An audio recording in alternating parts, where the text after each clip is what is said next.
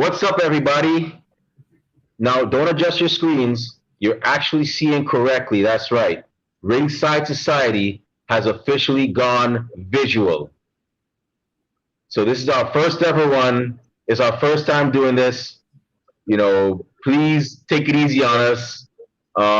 We're still doing this baby steps, but we decided to jump on in because video is the way to go. So for those of you that have been listening to us for the past 2 years, you know who we are. But for those of you that don't, for the benefit of y'all, Rob, should we do this intro or what, man? Oh yeah, let's give it to him. All right, Hannibal, give me a second. Ladies and gentlemen, boys and girls, children of all ages, the following is another exciting episode of the Wrestling Fans Podcast, Ringside Society. In one corner, you have the greatest thing on God's green earth. He's the trackle dart of Ringside Society, and he is Delaware's greatest American hero. It takes two to make a thing go right. He is Rob Bass, and you're not. And the second corner, we have that ocean crossing, straight up Boston, flight catching, shot glass snatching, always on the go. Catch him if you can. Said his name in Guyana, now they love him in Japan. The worldwide starboy, Remy Blue. And last but not least, our man of the hour, our guest of the night, the highlight of the night, Florida's most intimidating professional wrestler, a man I would not want to meet in a dark alleyway, a man I would not want to meet on a bright highway at noon, Florida's own Hannibal Vachon. How you doing tonight, sir? I'm doing real good. I want to appreciate, I appreciate you guys having me on, and you guys been making some noise, getting us, so I'm real glad to be on and real glad for the opportunity. Yeah. Every guest we have, it doesn't matter whether you made it to WWE or AEW or not. It doesn't matter whether you wrestled overseas or not. The fact that you put on a show for us, the fans, whether you just stay local, whether you go nationwide, whether you go foreign, that's enough for us here at Ringside Society. And the fact that you actually give us this opportunity means a lot to us as well, because we appreciate each and every guest that we have so far.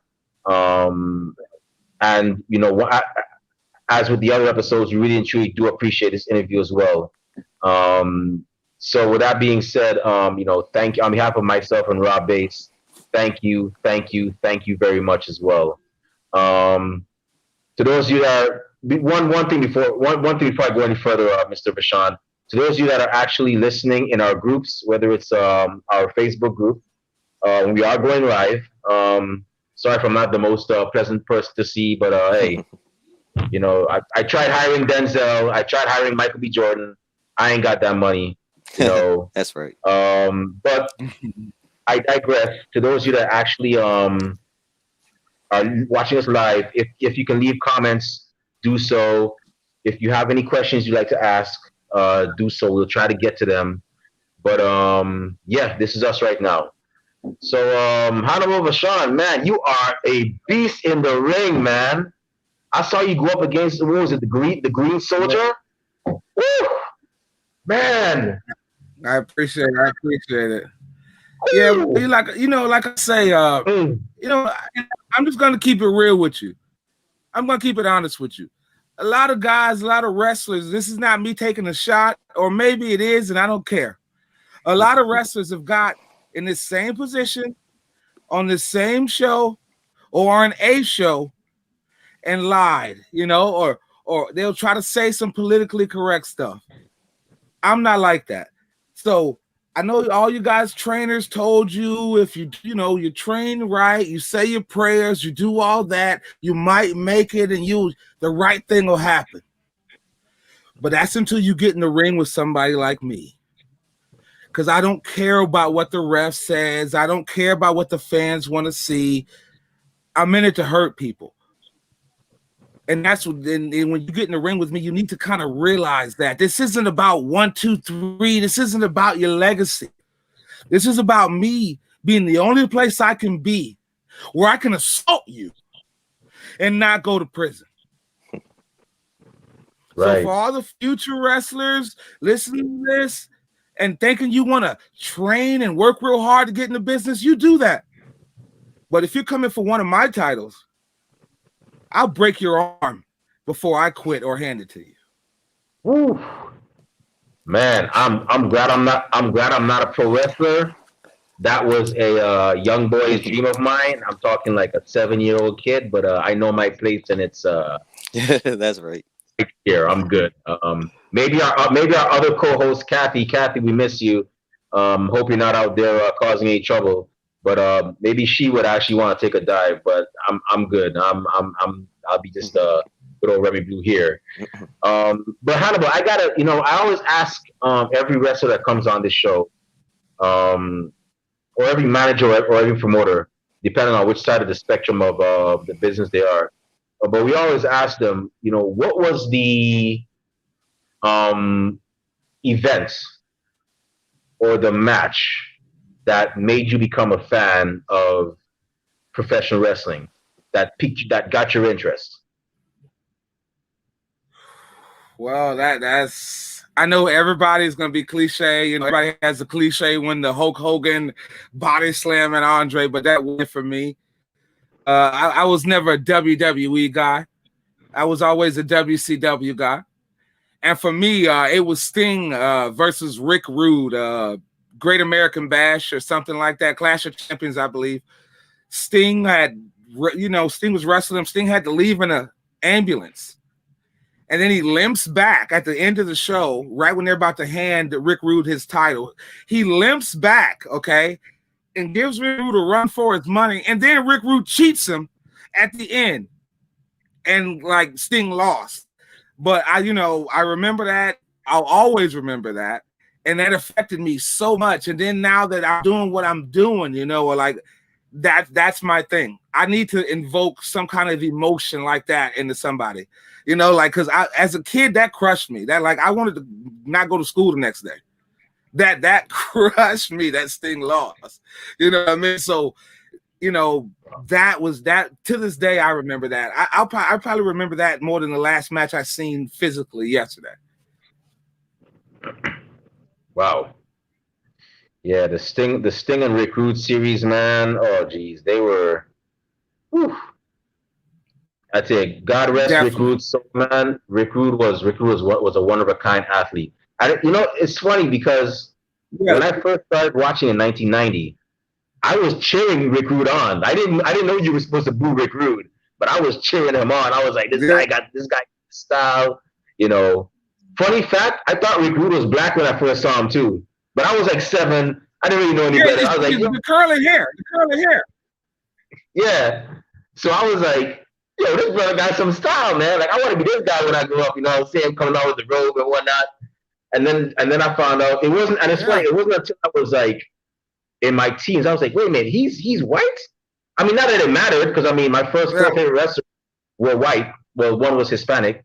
Yeah. But I'm like, this guy is white. Like, what? Like, nah, I don't care, man. He's still invited to the cookout, man. He's cool people. Yeah. Yeah, for me, I tell you what, Rick Rude looked like he got child support issues, a short temper, and he looked like he smoked Newports. So, for me, he's black. I can say anything I want. I'm black. Hey, as we say, go off, brother. I'm not gonna stop you.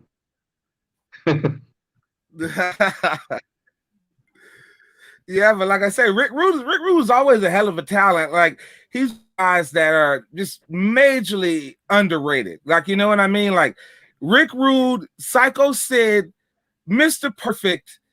And you know what? I'm gonna say a couple other names that I might get poo-pooed on in the comments, but I'm gonna just say it anyways because I'm gonna show my vast wrestling knowledge. Superfly Jimmy Snuka, Coco Beware, and Barry Windham. I mean, these are all people, if you watch them actually work, you'll learn something every time. Man, brother Coco, man. I still think to this day, WWE missed out on that guy as an on-air personality. They should have made that guy a general manager. Yeah. I don't care what anybody says. Coco had the style, and they should have brought that guy. Yep. Why? I got, you know, I'm convinced I could write some of this stuff for WWE. I'm convinced they ain't got to cut no big check for me. Give me like $14 an hour. You know, free medical, free dental. Hold on. Times. You mean us? They got to cut a big check for us. You know, I write a little something too. You know, I can dibble and dabble too now. Okay. My man Rob Bass back there look like he can write some. He looks like Mr. Russo back there with the jacket. No, don't do that with Rob. No, not Mr. Russo, man. I mean, Vince Russo ain't bad, but like Vince Russo, the one thing I never had a problem with Vince Russo, except for one thing, Brawl for All. I couldn't like, and it's not that I was mad at him for that. It's just that it just didn't make no sense. Like I could understand if it was a comedic thing, like how you had Piper and Mr. T if they were trying to recreate that. But when you tried to make it serious on some like WBA, WBC type stuff, I'm like, nah, no, don't do that. See, for me, you got a kind heart, but for me, I still and will never forgive him for letting Arquette get the title before he was ready. Because Arquette getting the title makes sense, but Arquette getting the title then, that's why we lost the rating wars. There, I said it. So I got it. So Arquette, in my opinion, Arquette actually redeemed himself because I don't know if people noticed, but he's been trying to. He's back wrestling. Yeah, I saw him over in but that was my point. From Hollywood. Yeah, that was my point. He's a great worker now. Like I've met him. He's great. He's a great worker. But back then, you know, hey, come on. I mean, you might as well give it to Phoebe from Friends. Hey, you might be getting it. They might be giving it to Bow Wow from Cleveland real soon, or Ohio, wherever he's from. Listen, if Bow Wow gets that title, you just made me an AEW guy for life. That's right. I'm not gonna judge Bow Wow. I'm gonna speak on that just briefly, but I'm not gonna judge him. I'm gonna just sit back and watch. Now I'm gonna formulate my own opinion after that. I'm not gonna play gatekeeper. One, I'm not a wrestler. I'm just a fan. But I'm gonna just sit back and I'm gonna just watch what he does. I mean, he's training with Rikishi, so he's taking a good step. I'm gonna sit back and see where this goes, though, and then I'm gonna formulate my opinion off of that.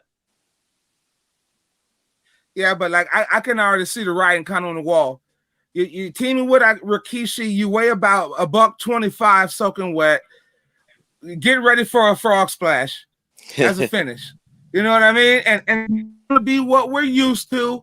It's not gonna be Eddie Guerrero. It's not gonna be a RVD. It's not gonna be what we're used to. And I'm gonna have a hard time, you know, seeing somebody get pinned by the kid from I Want to Be Like Mike or whatever. You know, like that's all I'm saying. I'm not a Baron Corbin fan, but I don't want to see him lose to Shad Moss. That's right.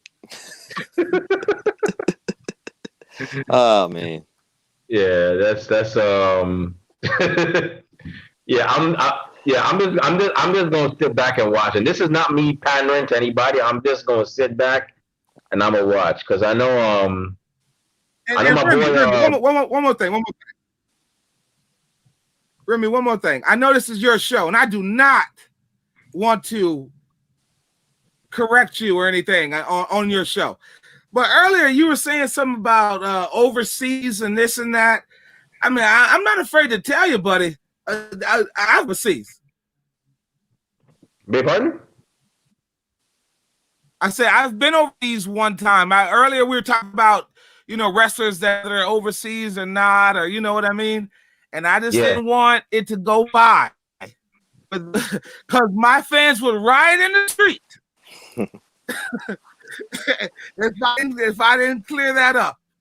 So yeah, like I say, I've been a little bit of everywhere, man. Like I've been to Spain once or twice, done some stuff in I mean, like I've done a couple things, but I'm no Rob Bass and Remy, but like I'm nice. I'm nice. You know what I mean? Yeah. So you have you gone there? Did you go there to wrestle, or did you go there to just chill? To wrestle. I don't take.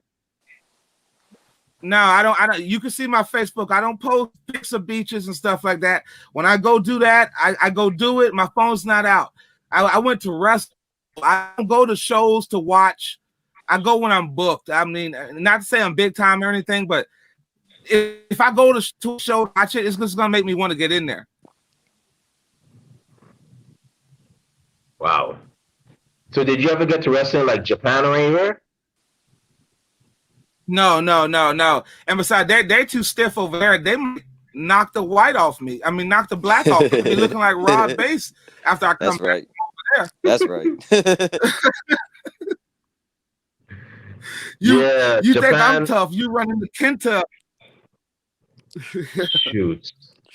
I don't think Kenta's that bad. The one I don't want no smoke with is the one in Suzuki-gun. The guy he has I think lines in his head. He looks, I think he's older too. Yeah. But every time, yes. I forgot what the guy's name is. But you probably know what I'm thinking about. Minoru Comes out there. Suzuki. Huh? Minoru Suzuki. Minoru Suzuki. Yeah, every time he comes out, win or lose, always goes out there, attacks his opponent after the match, and then when he hasn't had enough, beats up the poor young boys. I'm like, man, what's this guy's issue, man? Like, jeez. I tell you, it's like every day he wakes up on the wrong side of the bed, and that's the type of aggression I kind of like to pull from and get inspired from. Like that John Moxley, the Great Muta, stuff like that. Guys who they could do other moves, but they're doing the ones that hurt you on purpose. Oh yeah. So I gotta ask, you became a fan. How was your journey from? How did your journey go from being a fan to becoming an in-ring competitor, pretty much? Basically, I was just from around, about 16 to like 20. I was just thinking, like, if I could just get involved in that somehow, like, and I was so just happy and you can say a mark. I would have done anything, dude. I've been on the Green Boys ring. I would have been a ref. I would have done anything just to be close or just to be in that environment. You know what I'm saying? And right. It just so happens that Mr. Brandon Groom, a guy that trained me, he's done a couple things on SmackDown and Raw a couple times. But he trained me and really just, really put it in me that you can't quit, you can't stop, you can't, do this or that, you can't listen to what anybody's saying. And with wrestling, it's tough because when you first start, that first two, they're gonna try to break you to make sure you really want this. You know what I mean? Before any money gets exchanged or anything, that they're gonna try to break you physically and mentally. Because we'd rather you quit on week 1 or 2 versus you quit in month 4 when you know what I mean? When I'm getting ready to get you out there or whatever the case may be. So right. I would just continue to watch the old school tapes, you know what I mean? The Von Erichs, the Stings, the Funks, the Ron Simmons, stuff like that. And I would just draw and just really look down to myself and just, like I said before, I just wanted to be around the business somehow. Like I wouldn't have cared if I was a security guard or just counting the money for the tickets, but I finally got through training, got on a couple shows, and just been doing my thing ever since. Started out with First Degree. We kind of tearing it up a little bit. A couple guys moved, North Carolina, Miami, this or that. So then I just started doing the solo thing. And, drawing inspiration off my boy Triple H again. I wanted to. I knew I wanted to be a leader. I knew I wanted to have some guys under me. But much like Triple H, it didn't work. They always got smart that I was using them, manipulating them, and then the big always came for me and my title. So yeah, but then I did a couple of things as Preston Kane, and I wanted to switch things up. Stayed away for like maybe the COVID really made everybody stay away. So during COVID, I decided to switch things up. A little research on me and your boy Minoru Suzuki. A lot of strong style, a lot of Japanese stuff, a lot of Mexican stuff. I talked to one of my mentors, Mike Prince Arquette, formerly from WCW, Okay. and just got a lot of racing. Yeah, he's my boy. That's awesome. Yeah, I worked shows with him at NFW. It was a show that used to be on television, TV 32. It was on television for about 2 years, called NFW Pulse. But he was also working there, and we got reels, and we text each other, we talk. He's my boy. Wow. Yeah, Prince Arquette is one of my top 10 WCW alumni I've always wanted to interview. Prince Arquette. And I don't know if you remember this other guy. There was another guy that looked like The Rock. His name was Kid Romeo. When he first came out, I kid you not. It was WCW Saturday Night, and this was 1999. I was 16. I'm an old man. I'm 37. But he actually wrestled. I think it was Alan Funk or somebody wrestled, and the crowd was chanting "Rocky, Rocky, Rocky." And me and my cousin were like, "Yeah, he does look like The Rock. He had like the same hairstyle and everything, but just that he was smaller." So yeah, wow, that's pretty impressive, Prince Arquette. Wow, I'll never forget that match when he won that title from William Regal. It was really unexpected. I tell you right now, man, he still can go. He still can, like I say, later on, kids and adults that are watching, go ahead and go to YouTube, check out some NFW Pulse. He can springboard. I mean, this guy can still moonsault. This guy can super kick your head off. I mean, this guy's he can still go right now to this day. And he's got a son, Nick Primo. He used to wrestle as well, but now he's in Hollywood. He's a stuntman, professional stuntman. Now he's moved on to acting, and he's in a couple of things. He was on Entourage, the movie, Extra, and a couple other things as well. So they're doing real good, man. That's great to hear. Man, I tell you, Prince Arquette, that guy had a lot of talent. It's just sad that right when he was on the cusp of like getting more and more time, like WCW just fell like flat. Because I think that because he had this Prince like gimmick called the artist formerly known as Prince Arquette. I think there could have been a lot more that was done with that, but that's the business for you. Sometimes things like that happen. But yeah, I tell you what, if WWE would have got that same, they would have moved. They would have probably did well with it. But it just so happens that artist formerly known as Prince gimmick was at WCW, and much like with Bret Hart, they don't know what to do with great stuff sometimes. Yeah, sad but true. Definitely sad but true.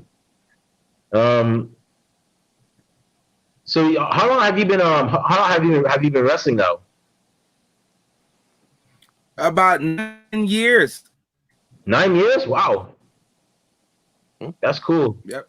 So if you had a young rookie that came in and was looking to have as long a career as yours, if not longer, what advice would you give that person? Well, you just got to look at yourself. Like if you really, really, really want to be a wrestler and you really, really, really want to do it, just do it. Life is simple. It's about knowing what you want and going after it and doing something to get closer to it every day. That's it. That's it. Like, it's about, so just look in yourself, talk to yourself, go in the dark room, smoke a cigarette, whatever you got to do. Just look inside yourself and ask, is it really what you want? And if that's the case, go after it. And even if it's not wrestling, if you want to be a singer, a doctor, whatever, every day you're alive, do something to get you closer to that goal. And you'll get it, no matter what it is. Whether it's you becoming rich, becoming one of the best podcasts like my boy Remy and Rob, or being a wrestler, doing whatever. Just try hard, and every day do something that gets you closer. It doesn't have to be 100 yards; it could be an inch. But every day, do something that gets you closer to that goal, and sooner or later you'll grab it. You can smack it.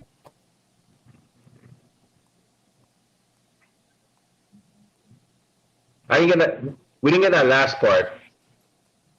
He kind of cut out. I say, if you every day, if you go closer, you might not move 100 yards towards your goal, but you will move an inch.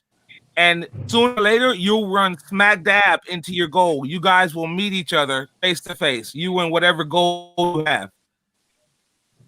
Right. That's great advice. For those of you that are listening live or listen later, you've got advice from a 9-year veteran here. A lot of times you got to pay for that via a seminar. You got a little something for free here. That's right. Hannibal Vachon. So those of you that are trying to get into reps and have a long career, you got a little bit of help here.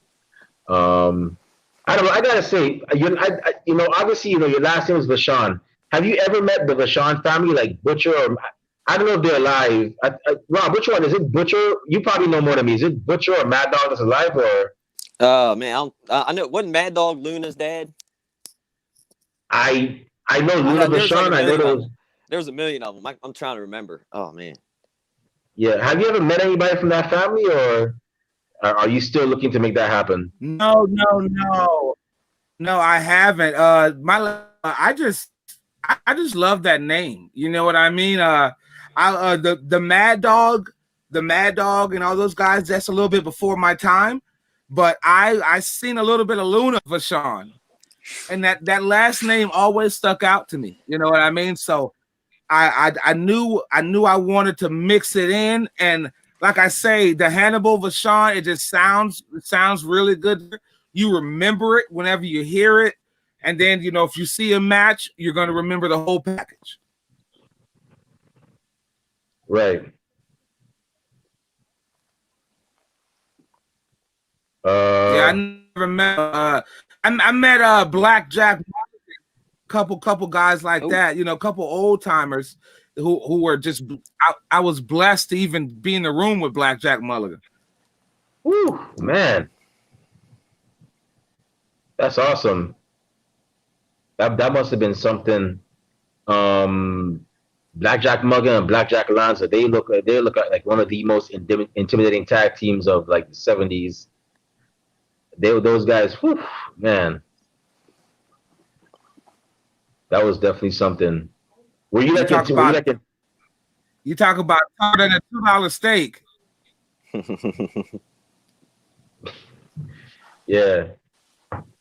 So I just got like 2 or 3 more questions before I turn over to Rob. I know Rob, he's actually excited to talk to you as well. Probably gonna ask you about wrestling in Florida and palm trees and whatnot, because I think Rob, you're supposed to take a trip down there real soon, right? To Miami or somewhere like that? Oh yeah, I'm supposed to go. What's that? Universal Studios or whatever down there with Marvel and all that. Yeah. Supposed to go down there. It's later this year or next year. I'm gonna go down there. I'm trying to check that out. Bring it on, Rob. Bring it on. That's right. Yeah, man, I'm tired of this cold weather up here in Delaware, man. We got that ice and snow that Texas got, man. I tried to take my hounds out, and they were like, man, it was like ice skating out there, man. They're just dragging me on my soul. I'm just like, hold on, man. I keep telling you, lucky you don't have a husky, because then you would have been even more Oh, man. Woo. Yeah, I got beagles, man, so. If I was a dog, I'd use the bathroom in the house. Yeah. Oh, man. But, yeah. So, my next question I gotta ask is in terms of like so let me back it up a bit. Let me back it up a bit. So several years ago, Cody Rhodes, he was like, man, WWE, you guys are holding me back. I know my potential. I believed in his potential. He was like, okay, I'm out. Deuces. See you later. Afterwards, he actually posted the infamous list of opponents he wanted to wrestle in the very near future.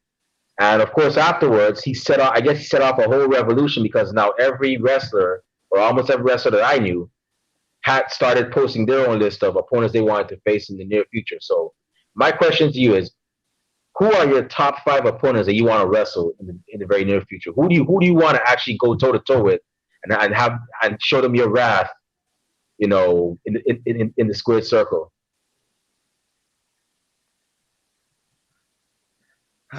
All right. It's going to be hard to get past the first one. When I get past the first one, but the number, I'm going to go number 1. I'm going to start at number 1. And it's got to be my boy Jay Lethal. Oh, like I almost wrestled one time in Rich and bench warmers, maybe about 5 years back. It almost happened, but then the match fell apart at the last minute. So, like I say, I want to wrestle Jay Lethal to see if them chops are really hard as everybody says they are. All right. I want to wrestle for number 2. I've wrestled him before, but we were both young puppies. Like, he didn't know what, we did both what we do now. Zach Monstar. Probably want to do some hardcore, something crazy with him. Number 3, my boy, he's also a personal friend, Pretty Boy Poppy. He's been rising up on the indie scene a little bit. For the last 2, and it's going to be weird, but I want to wrestle because it's possible. The Rock and Roll Express. Nice. Both of them in one-on-one matches. Nice. That would be the Rock. If me and Rob were to form a tag team, one of the tag teams that I would insist on us studying would be the Rock and Roll Express. Those guys, and the crazy thing is, the crazy and impressive thing is that Ricky Morton, 2 years ago, at the age of 61 or 62, did a Hurricane Rana on one of his opponents. It was at the Crockett Cup for NWA. I was like, wow, are they sure this man is 60 something? I mean, they should. That's right. I was like, that was impressive. I think he did a Canadian Destroyer too. Yeah, but that's he's doing that. He's doing the Canadian Destroyer as a finisher now. That's his every night finisher. Woo. Go Ricky, man. That's right.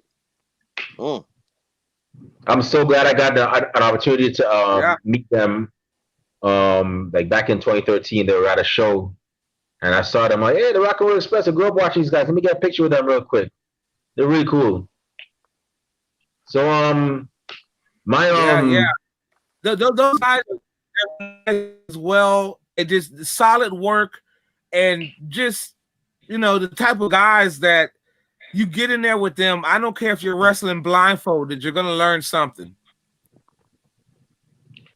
So, do you have any potential tag team partners that you'd want to face the Rock and Roll Express with?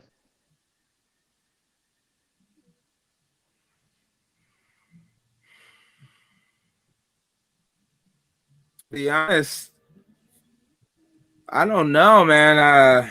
And not to say anything, but this new gimmick I'm doing, I don't really trust too many people.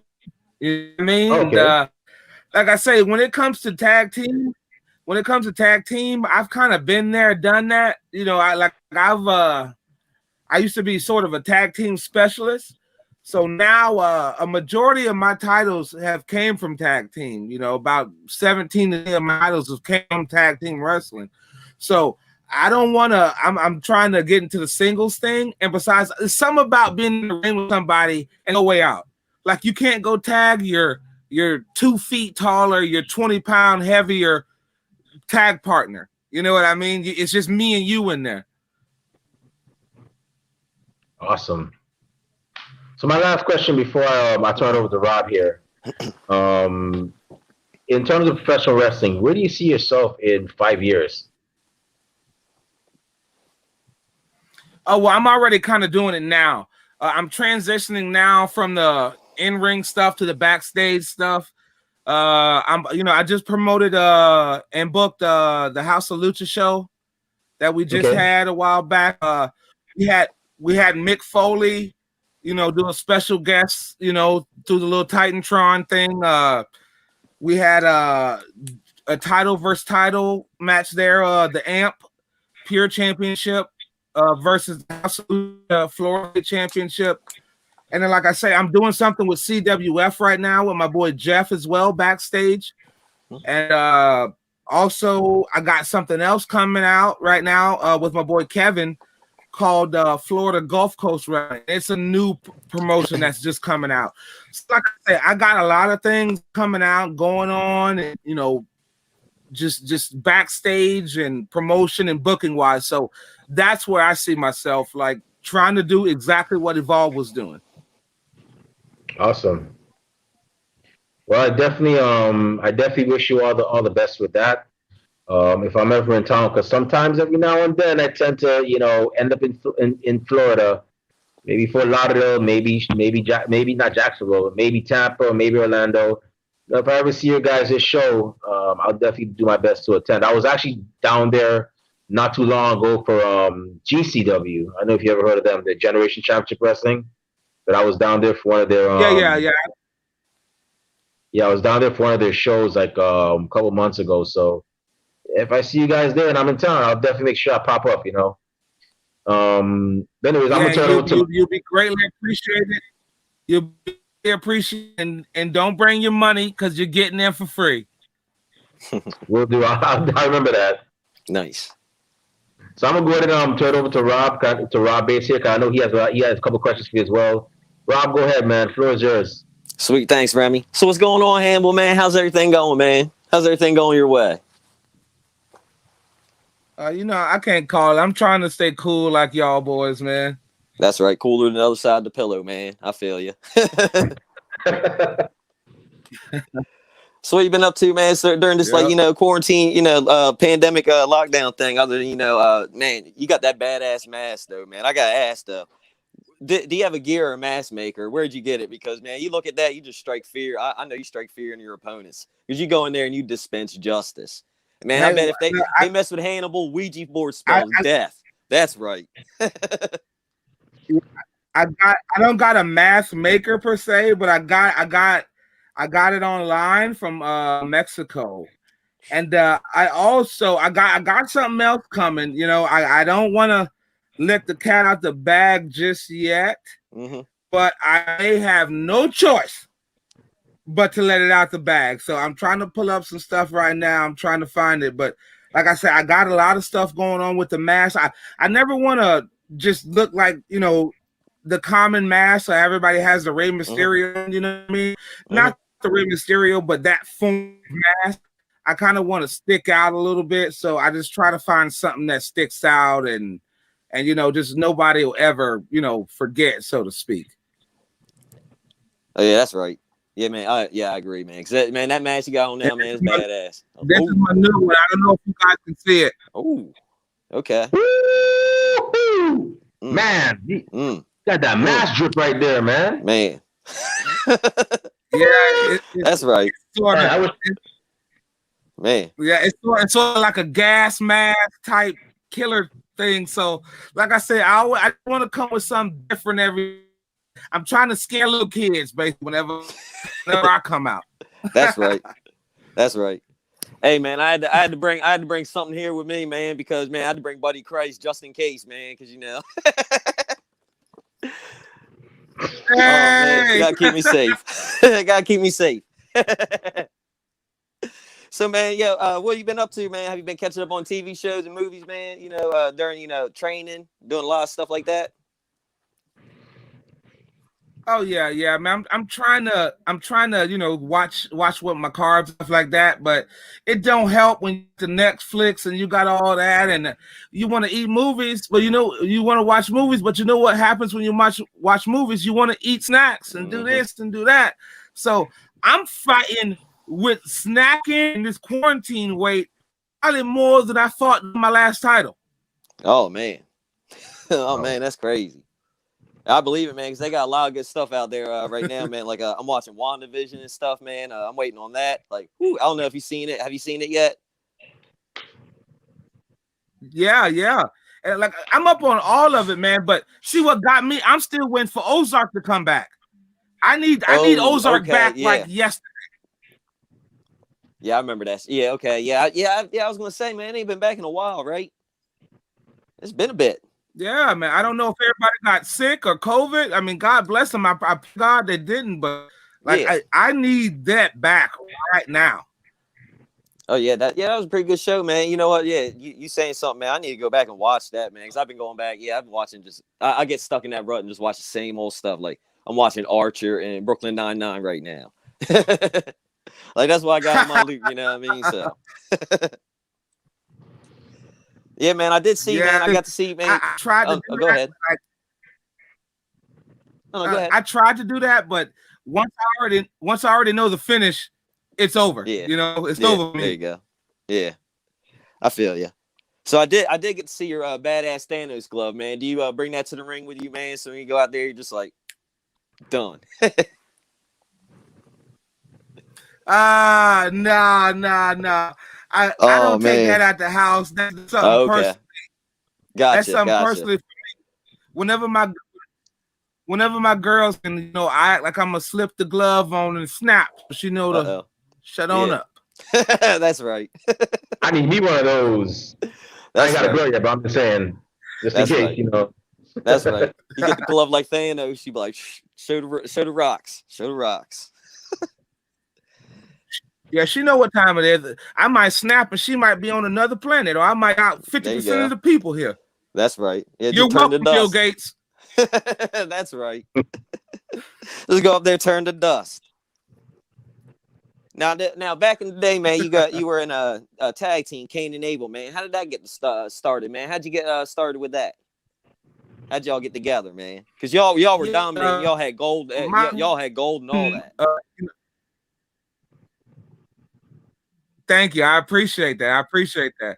Yeah, my wrestling name was Preston Kane, and the other wrestler's name was Donnie Abel, and it just kind of worked out. And like we developed a little bit of chemistry. And I hate to say it, but a lot of people would underestimate us, and whenever they would do that, we would just racking them up. We would just end up walking out with a win or a title. It just happened like that. That's right. Yeah, man. Everywhere when I was doing research, like everywhere, everything I seen, everywhere I looked, man, you had gold everywhere you went, man. I'm like, yeah. I was waiting for your Ultimate Dragon picture, where you standing there with like 50 belts just dripping off of you. You know what I mean? I'm like, yeah, I'm waiting for that one. Yeah, I appreciate that, brother. I appreciate that. But I've had her like about I want to say with this last one I just won, like 54 titles. I've only had like 3 at one time. Oh, okay. I've only had like 3 at one time. And here's the thing: when you're a bad guy, you kind of get what you deserve a lot. So I'll have a title, but then I'd end up losing it, or the good guys would catch wind or something. So you know what I mean? Like whenever I would get a lengthy title, it would always be a face. But as a heel, I mean, maybe I think the most I ever got was maybe 6-7 months. You know what I mean? It's hard when you cheat everybody because they eventually come back for you. Remember that, kids. Oh man, that's right. Yeah, don't listen to Classy. Was it who said that? That was like, it's only cheating if you get caught. Oh no, that was Al Bundy. I was thinking about Freddie Blassie. Oh no, that wasn't him. And that was Al Bundy. That was my dad. That was President Trump. That was everybody. There you go. So, man, I gotta ask you, man. Are you into the singles thing now, man? Are you away from the tag matches now? Because I see you used to do a lot of tag matches and all, man. I was like, do you like? Yeah. Like the tag I'll do a tag match. I like the singles better because you know what I mean. I'll do a tag match if it's gonna set me up. You know, if the promoter doesn't want to me, the guy I'm wrestling in the singles just yet, sometimes they'll do a tag match or whatever. So I'm not opposed to doing any tag match, but I like to do singles. You know what I mean? I've done tag for about maybe about 6 years of my career, so I definitely like to venture off and be the solo, the big dog, so to speak. That's right. Roof, roof. That's right. This is your yard. That's your yard. You marking the territory all up in that yard. That's right. I care about copyright infringement if you say that yard thing. I think WWE owns that. Oh, okay. So you gotta think of something else. Not my yard. This is my piece of land. They probably gonna copy. You can't be like, there it is. This is my piece of land. Hannibal, if you're Jamaican, they might not mess with you because Jamaicans, I know, they always call their house the yard. So it's on the yard. So yeah, but that never worked for Kofi. That never worked for Kofi. Oh man. Now they might just take my identity and just send from Africa. That's right. Oh man. So I do gotta ask, man, for wrestling for How to Lucha, man, what's it like, wrestling for them now? And then you also say you're doing the backstage thing and all that, man. What's it like, doing the transition from that, from wrestling to backstage? You know what I mean? Is it a smooth transition going through with that, man? Are you like excited, ready to build these young guys and girls up, for the best they can be? It's stressful, I tell you that, because like I said, when I'm in the ring, if I'm in a wrestling match or in the ring, if the crowd's doing this or doing that, or if they need this or take less away, I can do it myself. But when you're booking the matches and you fight this guy and y'all do this or whatever, it's stressful because you have no control. You got to put everything in those two guys you just put out there, or those four guys, or those two girls, or those four girls. So, like I say, it is very stressful, but it's worth it. You know what I mean? Because much like when you were a kid or when you turn on your video game, you have an idea. You might want this person with this, or you might want this person to be hidden. And now I'm in that position that I can do that. So it might be a couple guys that I've known for years. And just to go back on what we were talking about earlier about the Coco Beware, the Rick Rude, the this or that, it might be guys that I've known for years who should have been that higher talent, who guys who less than if I got WWE call-ups. And now I'm in a position that I can highlight them so they can be seen and they can be placed, somewhere where they can wrestle to their fullest potential. Where usually at other places they've had 10 minutes to wrestle. Well, if I'm booking it, I'm going to give you 35. Now show me what you got. You know what I mean? Nice. That's right. Yeah. And House of Lucha is probably the best place I've ever wrestled. You know what I mean? It's a fun, friendly environment. Everybody's family. We don't even curse there. We don't curse there. We don't, no swearing words, no, degrading words. It's just like everybody, it's ELE. Everybody love everybody. Nice. That's awesome. I like that. ELE. I'm going to write that down. ELE. Hey, don't worry. I stole that from a Will Ferrell movie. Oh, okay. Hey, man, Will Ferrell the man, you know what I mean? I like old school. Nothing can be old school, man. He got tranquilized in the jugular. Yeah, at that kid's birthday party, man. That's like funniest thing ever. You're gonna make me watch that tonight, Rob. I'm going to watch that tonight just because you said that. Oh man, you know that is a good movie, man. Yeah, yeah.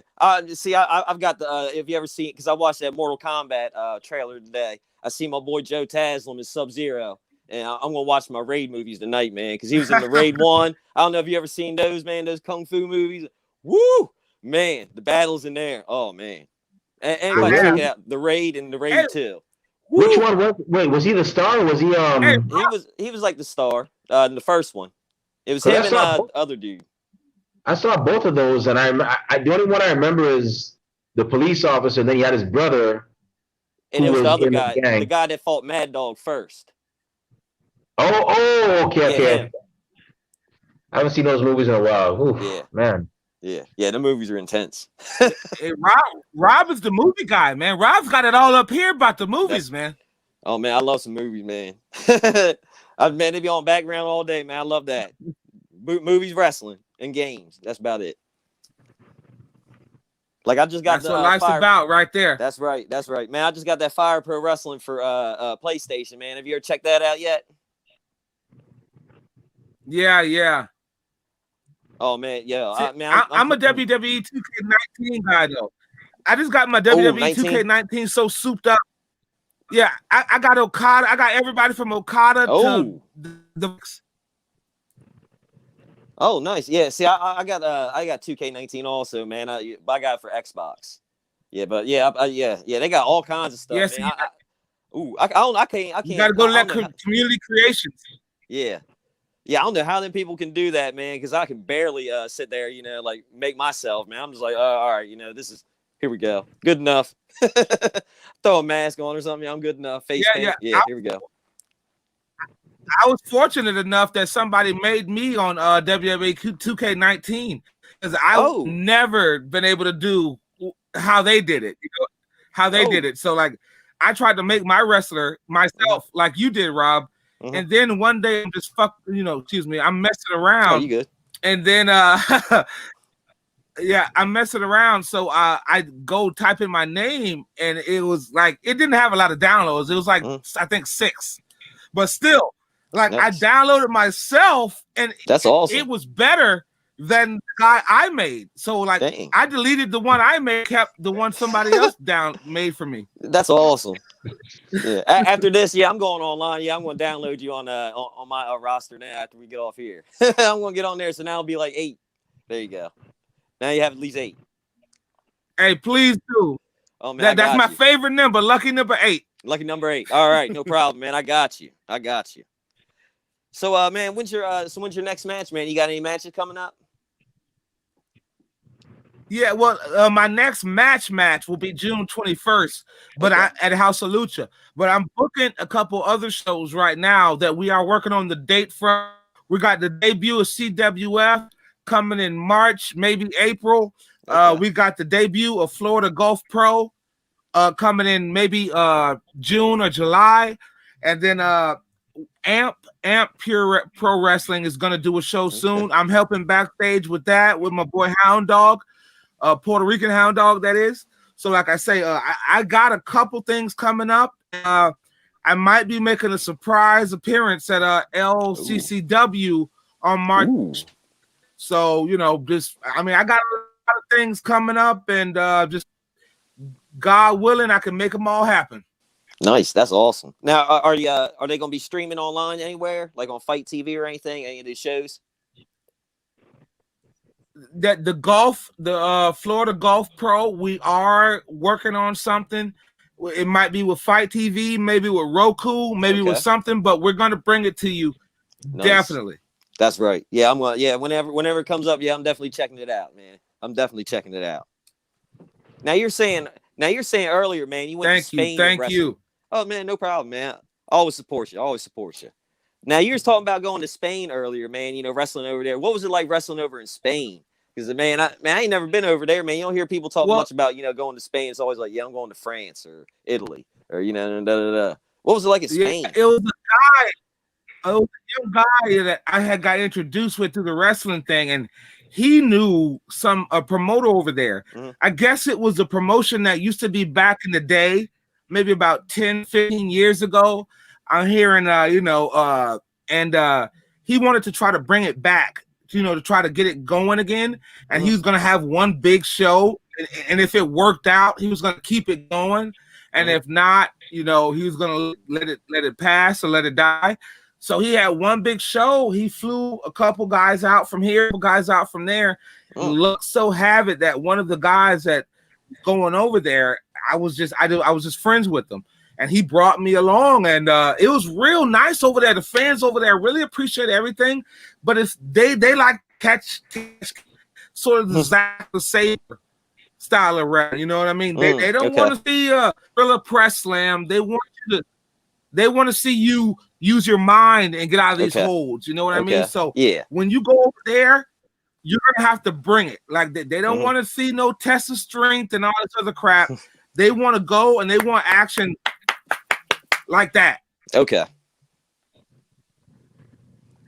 Nice. Now, how was that plane ride over there, man? You had to go all the way across the Atlantic, man. Look, I ain't never been on a plane, and I'm kind of scared.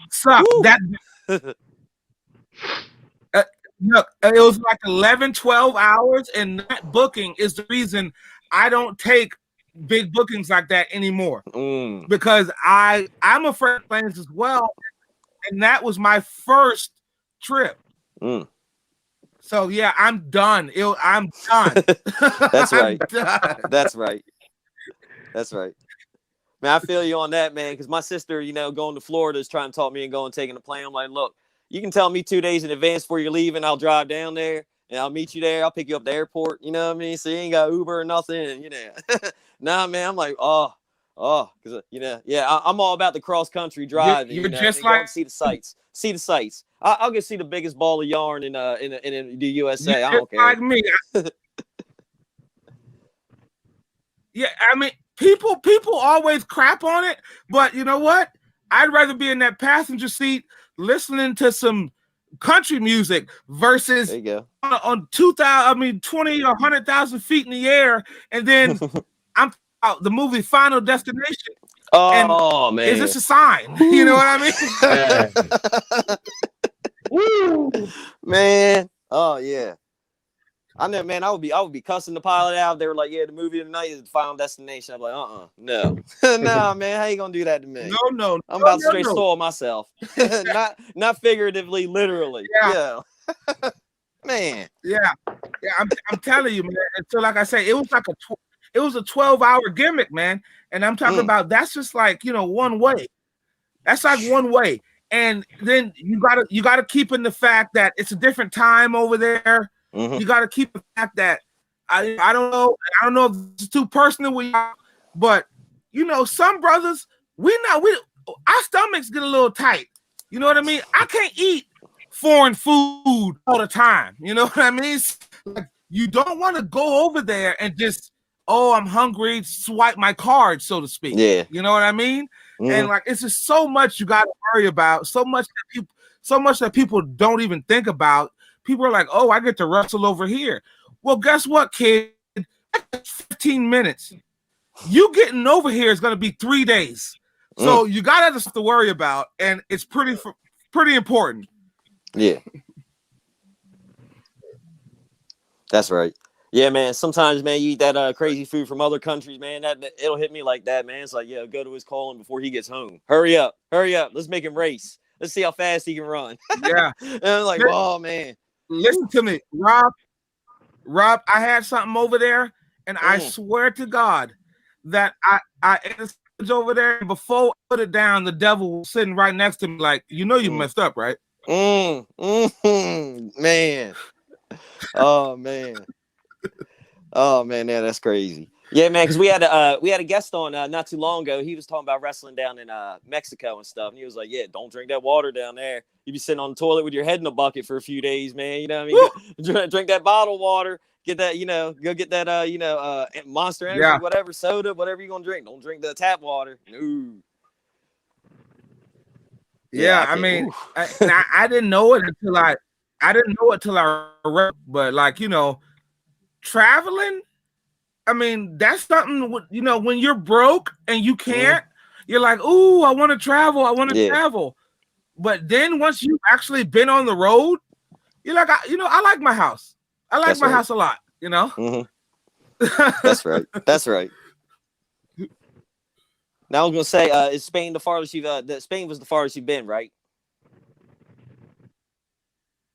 Yes, and it's gonna be the farthest I'll ever go. I don't want to, dude. I don't want to go to Canada. I don't want to go to Puerto Rico. My buddy of mine, Puerto Poppy, he wrestles in Puerto Rico 2-3 times a year. He asked me to go with him last year. I had to turn him down, and it was free room and board. It was a paid go. I'm down. I don't enjoy planes so bad. I can't do it. I might be scarred for life. Man, yeah, look, yeah, I don't like heights either, man. Yeah, I remember back in the day, I used to do heating and air, man. The guys, man, they'd always, rib me. They rib me. They'd be like, all right, Rob, you need to go up there and hang that, vent all the way up there at the highest part. And, man, I'd be up there sweating. It's like, cold outside, 20 degrees out there. I'm just drenched in sweat. And they're all laughing at me like, ah. But I'd do it, though, man. I'd be cussing them out there. I'm like, oh, man. Oh. Man, them heights. Whew. Yeah, see, and people said my job is dangerous. That's right. Now, man, you were talking, like, when you were talking earlier, man, you said you didn't watch a lot of WWE or whatever, man, when you were a kid, man. Now, I was kind of with you on that. I used to watch a lot of WCW, man, because WWF, it used to come on, like, Saturday, like, in the morning. WCW, man, it would come on Saturday, Sunday. Then you had Clash of the Champions would come on. That was, like, my pay-per-view. That was my WrestleMania. Because where I lived, man, we didn't get cable till, like, 91, 92. So it was like, for all you young kids out there, it was a UHF and VHF. You know what I mean? You got to hit some dials up here, get some rabbit ears and stuff on the antenna. Ooh, yeah. That's what, we had to do that. But, yeah, I was with you on that, man. Sting, I remember Sting and Rick Rude, man. They're fighting over the international belt. I remember they had an international belt or something, man. They're battling over, man. I was like, yo, man, yeah. Oh, man, they're great. Yeah. So Sting, Rick Rude, or Ric Flair too. Oh man, those are classics. I just like WCW because they let the guys go a little bit more. You know what I mean? It wasn't. I mean, it's all a work, but at the same time, it's real to me. Damn it! But that's right. but like I say, they let the guys go a little bit more. Watch Ric Flair on WWF or WWE, he'd have about 15 to 20 minutes. You watch him on Nitro.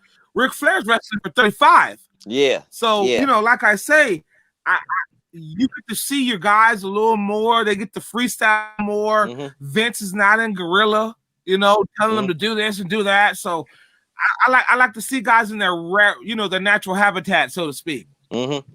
Yeah, man, you're right on that. Yeah, because you remember. I remember that. Yeah, because WCW, all them matches, man, they were all like 20 minutes, 30 minutes. Yeah, even I remember Steve Austin fighting like Ricky Steamboat. You know what I mean? They would go a long time, 20, 25 minutes, 30. Yeah, they were going. You know what I mean? I was like, all right, yeah, that's right. Yeah, that's right. And just think about some of the names you just said. Think about some of the names you just said, brother. I mean, Ricky Steamboat facing Steve Austin. Yeah. I mean, it's probably scared right now. Like, oh my God, they fought before. Oh yeah. Like, WCW gets straight classics every night. DDP versus Sting. Hogan versus Goldberg, and the title changed hands. I mean, it was classic matches over there. That's right. Yeah, I remember watching Goldberg grabbing the Big Show in a jackhammer, picking him up, holding him there, and I'm like, oh my, Goldberg was the man back in the day. I remember my buddies, we would watch Raw, and then we would always turn it back on when Goldberg was on so we could spear and jackhammer somebody. Spear him in half, and then boom, done. Entrance always longer than the match. Oh, man. And I mean, and that's what I'm saying. It was more like, kind of like what WWE kind of did the last couple of years with Brock Lesnar. Like, you don't watch Brock, you experience Brock.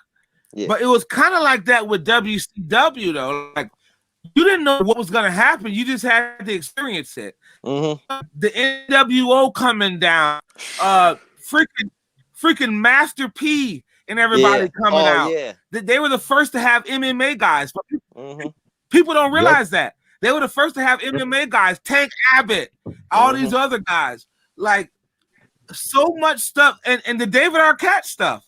Like anytime you tuned into Nitro, you don't know what's gonna happen because they don't know what's gonna happen.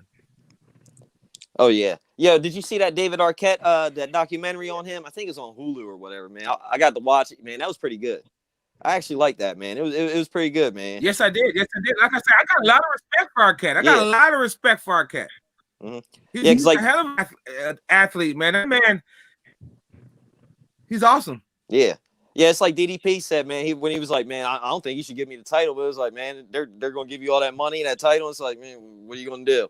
You know what I mean? Try and tell them no. They're like, here's like, what are you gonna do, man? It's like, you know, it's like, dang. So I kind of feel for him, man. I feel for him, man. But yeah, like you said, man, he's going out there, he's kicking ass right now. You know, he's tearing it up. You know what I mean? Doing his thing. He's doing his thing. Yeah. Like Remy said, man, he's redeemed himself times 10.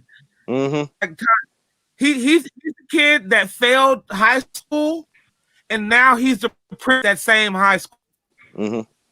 Yeah, man. What was that match? I can't remember. Was it Nick Gage where he was fighting? And it was that death match, and he got caught in the jugular, and he was bleeding, and he was like, took a couple steps out. I was like, went in, finished the match. I'm like, well, man, he caught his jugular. Like, all right, yeah. Not many people have done that, man. But like, no, I'm good. You know what I mean?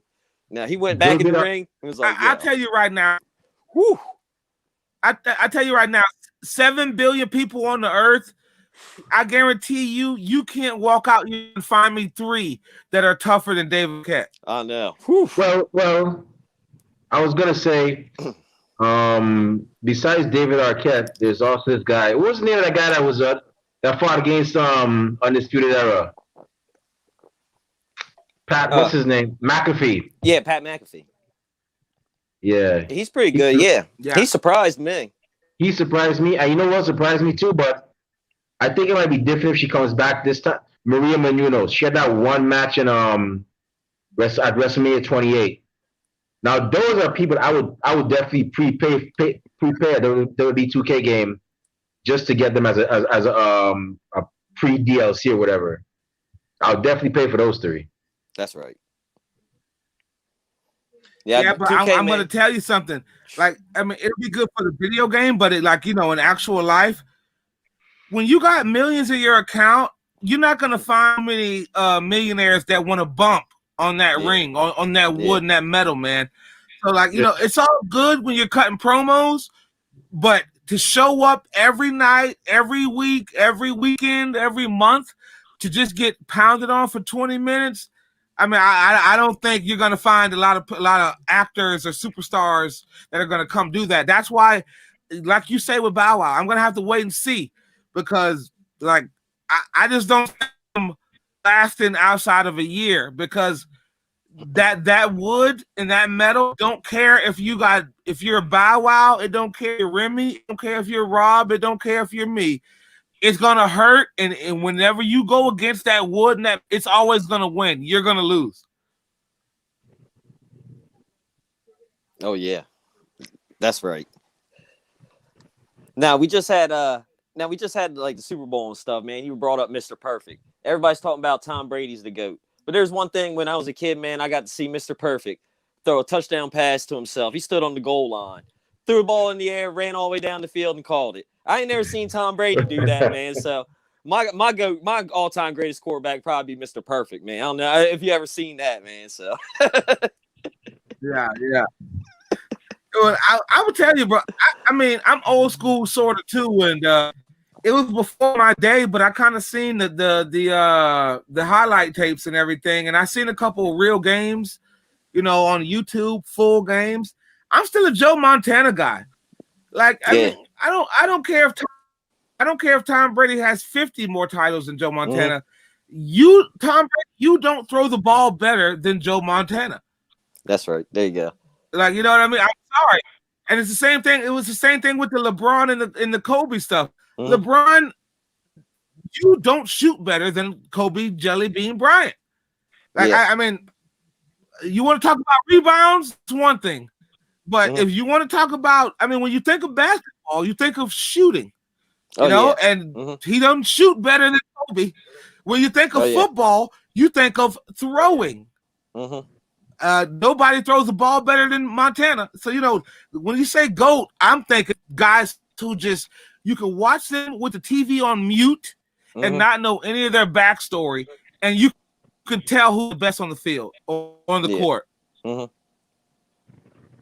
Yeah. My mom, man, to this day, she's a Niners fan, and to this day, yeah, Joe Montana is the greatest quarterback ever in this universe, the galaxy, any planet on there, you know, whatever. I'm like, all right, you know, I can't disagree with that, you know what I mean? But I'm always partial to Dan Marino because I was a Dolphins fan, you know what I mean? Dan Marino had that laser rocket arm, man. Plus, he was an Ace Ventura. Nothing. Plus, he was an Ace Ventura. He you know won nothing. Oh, I know he won nothing. Yeah. Oh, I know. But, you know what I mean? He was an Ace Ventura, you know. Dan Marino's got the same amount of Super Bowl wins as I got. Oh, I know. Dan Marino's got the same amount of Super Bowl rings as I got. Yeah. Yeah, I know. Yeah, I know. Yeah, I just like his arm, man. That was his arm. I just liked his arm. He had that laser rocket. Yeah. But yeah, winning. You're right, man. Montana, but listen. Woo. Yeah, Montana. Yeah. Oh, yeah. Yeah, if you're going to study for the test, you might as well pass it. That's so, like right. I say, Montana's a winner. You know what I mean? There you go. That's right. Yeah, you can't argue with Montana, man. You bring up Montana as the greatest of all time. Like, yeah. You can't argue that. Oh, my bad. Knocking stuff over. Yeah, man. So I gotta ask, man. You know, before I pass it on back to Remy, man, I gotta ask. You know, do you have any funny, you know, backstage road stories you can share, man? You know, being in this business for so long, you know, almost a decade. Yeah, actually, I got one that comes to mind about it today. I was backstage. We were doing a show at I think a county fair or something like that, something crazy. And I'm backstage, and for some reason, I was just clowning that day. And a promoter and friend of mine, he's a promoter at Pro Wrestling down there in Fort Myers. But he was backstage with us, and he was in charge of the music and everything. So I'm just goofing off. Oh, wait a minute. Excuse me, guys. Got a text from Cody Rhodes. Nice. All right. Cool. No big deal. I'm in the drop.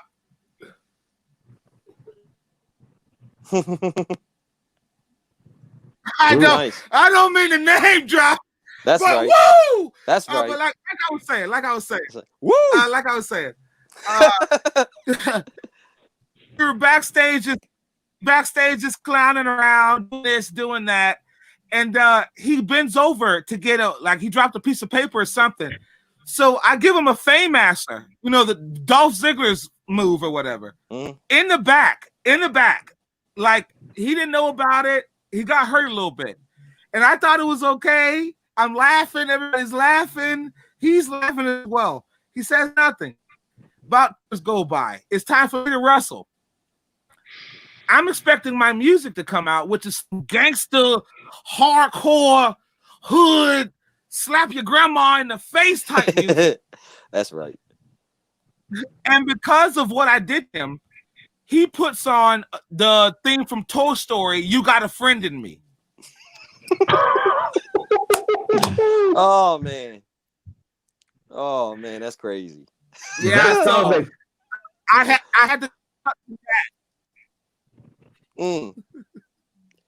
I remember George Foreman. I remember him boxing back in the day. He used to come out to Hakuna Matata as the heavyweight champ. I was like, oh, man, that's great. Could you imagine Tyson, 88, gold teeth Tyson coming out to Hakuna Matata? Oh, man, still intimidating people. Woo, man. Well, I got to be honest with you. I just recently seen Tyson's criminal history and his domestic history. He'd probably more likely come out to a Chris Brown song. There you go. There you go. That's right. Oh, man. That was a good one. I like that one. That was funny. That was a good one. I can't. What was the Chris Brown song? What are you gonna do, Tyson? Bite my ear off? There you go. Let me guess. The song that goes and "Let Me Beat You Down." That song. Right. I just know the R. Kelly song where he's like, I want to piss on you. I just know R. Kelly, piss on you. Drip, drip, drip, piss on you. That Dave Chappelle. I think we got to worry about R. Kelly for about 5 to 10 years. There you go. Maybe longer than that. Maybe longer than that. Oh, man. But yeah, man, I want to say, man, I'm going to say thank you for, before I pass it back to Remy, man, thank you for taking time out of your day, coming on, chatting with us, man, about wrestling and all that good stuff, man. It was awesome to have you on.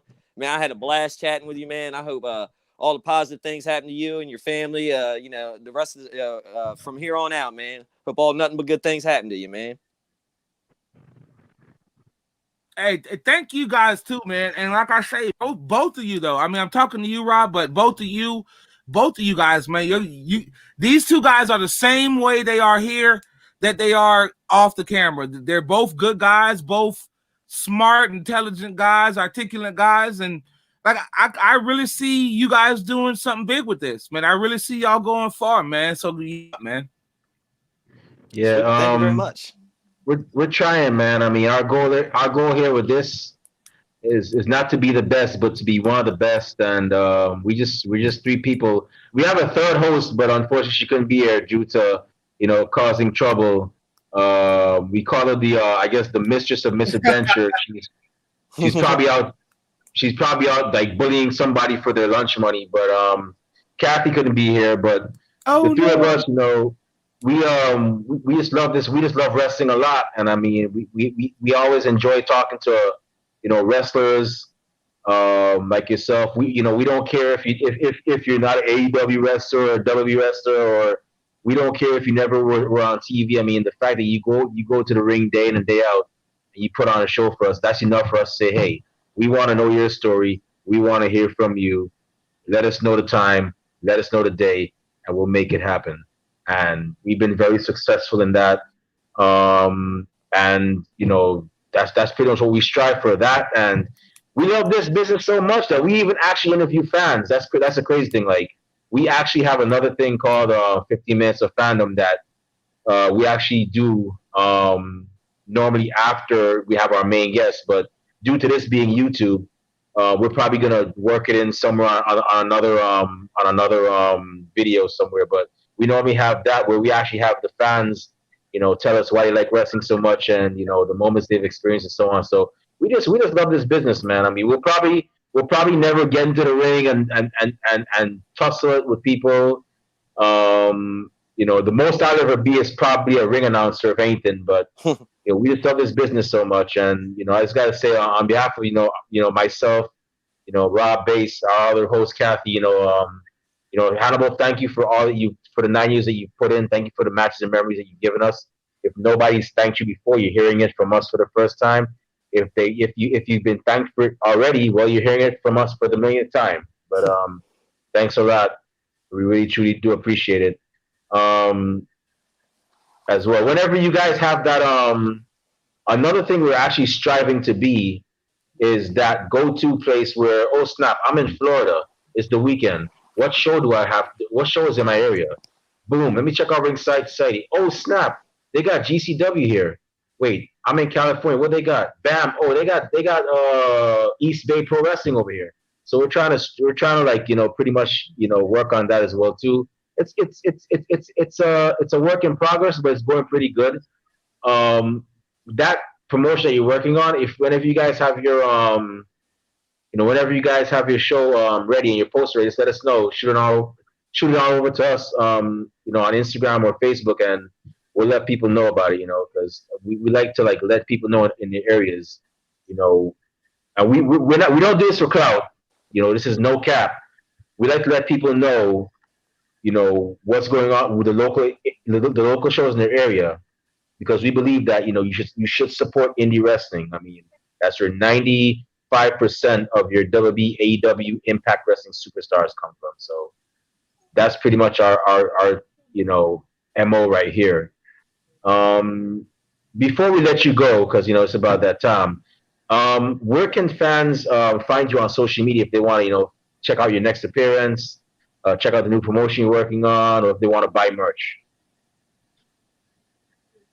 Hannibal Vachon Facebook, Hannibal Vachon from my Instagram, and go to the CWF Facebook page. The Florida Golf Pro Facebook page is coming, and the House of Lucha Facebook page as well. And we have for link in all those, and we will have also upcoming show dates on all those platforms. And I want to thank you for just giving me the opportunity again. I want to thank you both. Thank you so much. Awesome, no problem. It's about that time for us to go. Unfortunately, it's about that time for us to bid everybody adieu. With that being said, Rob, where can fans find you on social media if they want to purchase merchandise, which you have on Teespring, if they want to, or if they just want to be on the show? Where can fans and wrestlers and promoters like find you? They can find me on Twitter, Instagram, Rob_Base82, and I'm on Facebook, Rob Base. And if you want to find me on Twitter, not that I have anything interesting to say these days, but who knows? Maybe you'll get lucky. I'm actually on Twitter at the Remy Blue. Our podcast is on Twitter at Ringside Society. Our podcast is on Instagram at Ringside Society. We're also on Facebook, which is where we're also broadcasting live. If you guessed the name is Ringside Society, you guessed it correctly, but we don't have anything to give away right now. So we'll let you know when we're giving away stuff, and we'll make it happen for you. And now we're on YouTube. So, yep, follow us on YouTube. Check us out. We're going to be doing more videos. You're going to be seeing stuff where, Rob might be in Kentucky having some KFC and checking out an OVW show. Or Kathy might be in California and LA trying to sell a script and checking out Championship Wrestling from Hollywood. Or you might see me in New York, Madison Square Garden, for a WWE show. But we're going to be posting live clips on here on YouTube as well, so definitely follow us. And with that being said, we just want to thank everybody that tuned in tonight live. We really, truly do appreciate it. To those of you that are going to listen to us later on, thank you in advance via our YouTube. Oh, man, it feels so great to be on YouTube, Blog Talk, and Google Podcasts. Thank you in advance.